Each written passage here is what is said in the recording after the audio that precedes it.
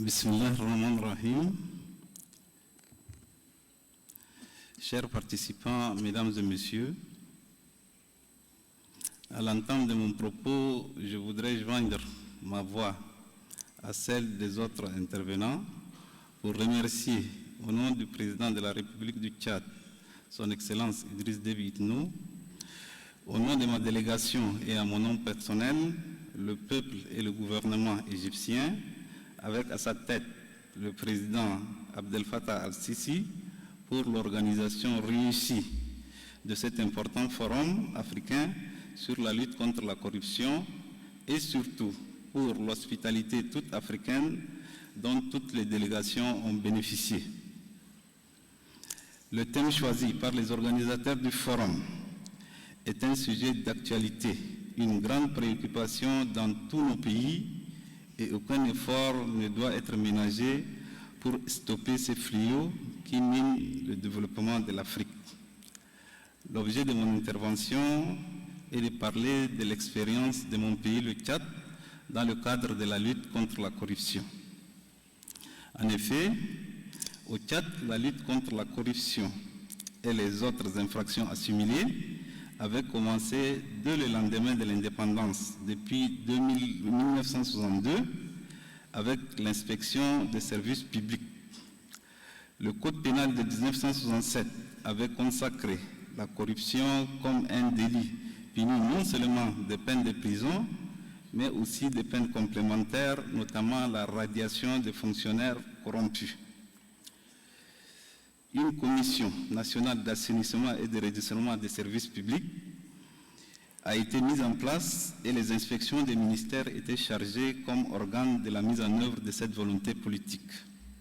En 1984, le gouvernement de l'époque avait institué un organe autonome dénommé Contrôle d'État chargé de traquer tous les cas de détournement devant une juridiction spéciale dénommée la Cour spéciale de justice, qui avait eu en son temps à prononcer jusqu'à la peine de mort contre les corrompus et les détourneurs de deniers publics. En 1996, avec la suppression des juridictions d'exception, la compétence en matière de répression de la corruption a été concédée aux juridictions ordinaires, assorties d'une loi pénale. Avec l'exploitation du pétrole, qui avait généré d'importantes ressources financières, le phénomène de détournement et de corruption s'est accru au point de motiver l'institution d'un ministère à part entière chargé de la moralisation de la vie publique et de la bonne gouvernance. Cependant, tenant compte du bilan mitigé de ce ministère, soumis à différentes influences, il a été décidé d'ériger un organe indépendant relevant directement de la présidence de la République, dénommé Inspection générale d'État en 2015. Cet organe, composé d'inspecteurs indépendants recrutés sur appel à candidature, est chargé en ce moment d'effectuer des missions de contrôle dans les différents services étatiques. Après constat d'une infraction de détournement ou de corruption, le rapport est transmis à un pôle judiciaire chargé de la répression des infractions économiques et financières. Ce pôle, créé par acte du chef de l'État, est composé des magistrats du parquet d'instance, des juges d'instruction, d'une chambre correctionnelle, des magistrats du parquet général, d'une chambre d'accusation et d'une chambre criminelle. En plus de cette réponse judiciaire dans la lutte contre la corruption, d'autres dispositions légales et institutionnelles existent pour prévenir le phénomène de la corruption au Tchad. La nouvelle constitution de la 4e République a consacré l'obligation de déclaration du patrimoine pour certaines personnalités à l'entrée et à la fin de l'exercice de leurs fonctions. Cette même nouvelle constitution a institué le serment confessionnel à certaines personnalités, notamment les membres du gouvernement, avant leur prise de fonction.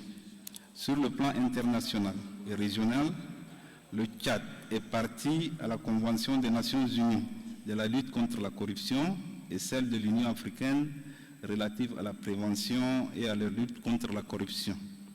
Dans le cadre institutionnel, mon pays dispose des organes dédiés à la prévention de la corruption, tels que l'Agence nationale des investissements financiers ANIF et l'Autorité de régulation des marchés publics. Tous ces dispositifs de lutte contre la corruption ont permis au gouvernement ces dernières années de récupérer plusieurs ressources dissimulées. À titre illustratif, en 2016, l'État, par le biais de l'Inspection générale d'État, a pu recouvrer un montant de plus de 54 milliards de francs CFA. En 2018, plus de 41 milliards ont été recouvrés par cet organe. En 2019 également, plus de 40 milliards ont été recouvrés et une soixantaine de milliards ont été payés au Trésor public à titre de redressement. Je relève ici la présence de l'inspecteur général d'État et d'un inspecteur d'État au sein de ma délégation.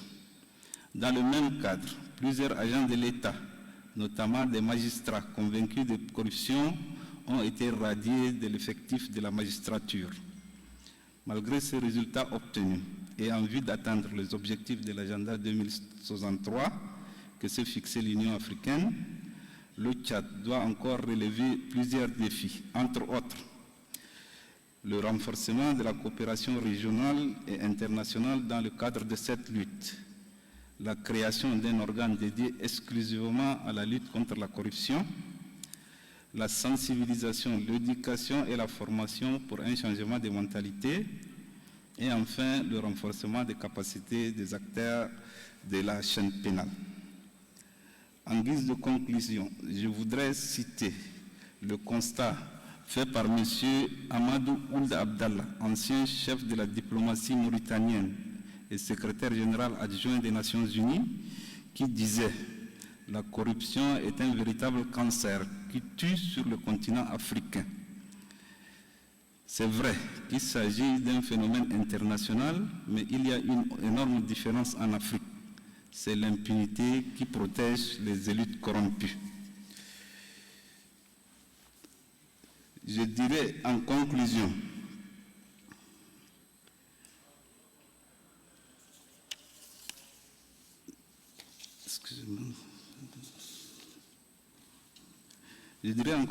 que seule cette prise de conscience de tous nos États du frein que constitue le phénomène de la corruption pour le développement de l'Afrique nous permettra de nous débarrasser de ces cancers et ainsi léguer aux générations futures une Afrique qui repose sur des cercles moraux et éthiques vertueux. Je vous remercie pour votre écoute. Assalamu alaikum wa rahmatullahi wa barakatuh.